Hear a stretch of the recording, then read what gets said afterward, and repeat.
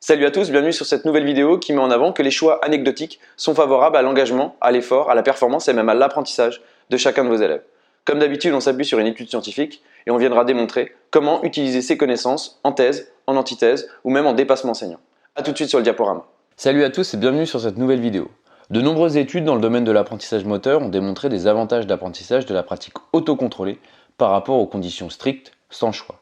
Ici, nous allons utiliser les travaux de Chiviakowski de manière à montrer que soutenir l'autonomie dans la pratique envers les participants ou alors proposer des choix secondaires mineurs peuvent entraîner des résultats supérieurs par rapport aux conditions qui s'opposent à l'autonomie ou n'offrent pas de choix. Ici, les auteurs émettent l'hypothèse que l'apprentissage moteur peut être amélioré en offrant aux apprenants des choix, même si ces choix ne sont pas liés à la performance de la tâche. Intéressons-nous à l'expérience. La tâche consiste à placer une balle de golf de couleur, blanche, orange ou jaune, sur une cible circulaire d'un rayon de 10 cm, placée sur le sol à une distance de 4 mètres de la cible. On est donc clairement sur un putting, c'est-à-dire qu'on va venir mettre la balle dans le trou tout en étant placé à 4 mètres de la cible.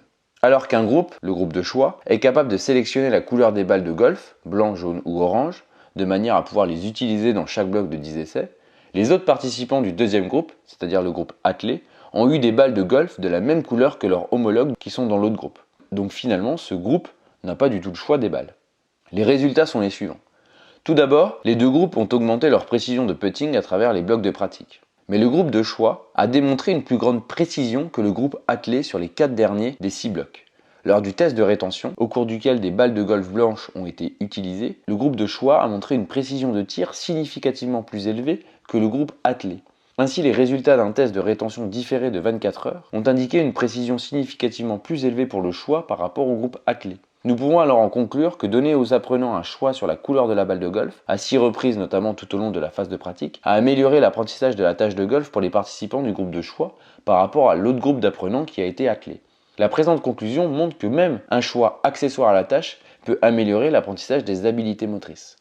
Alors qu'en conclure ? Tout d'abord, le désir de faire l'expérience d'un sentiment d'appartenance ou d'être maître des circonstances de sa vie a été reconnu comme un besoin fondamental, notamment via les travaux de Deci et Ryan en 2000. Et l'accomplissement de l'autonomie a été lié à une augmentation de l'engagement, de la performance et de l'apprentissage.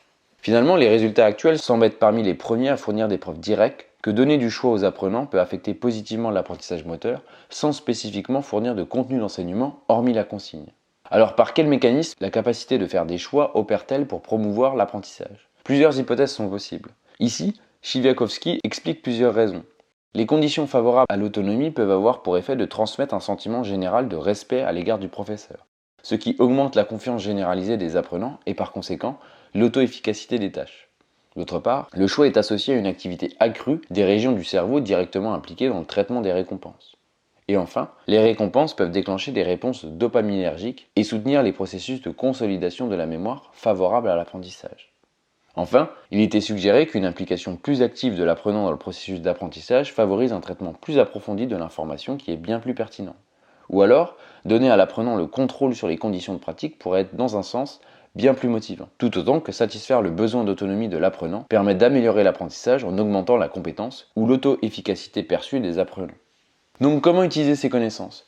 Ce type de connaissances est particulièrement important lorsque vous êtes sur un bloc de dépassement enseignant, afin de montrer que tous les choix sont de nature à favoriser l'apprentissage, même les choix les plus anecdotiques, les plus accessoires. À ce titre, par exemple, laisser l'élève choisir sa raquette, ou laisser l'élève choisir la couleur de son chasuble, ou alors le type de balle qu'il veut utiliser, sont de nature à améliorer l'apprentissage et la performance de l'élève.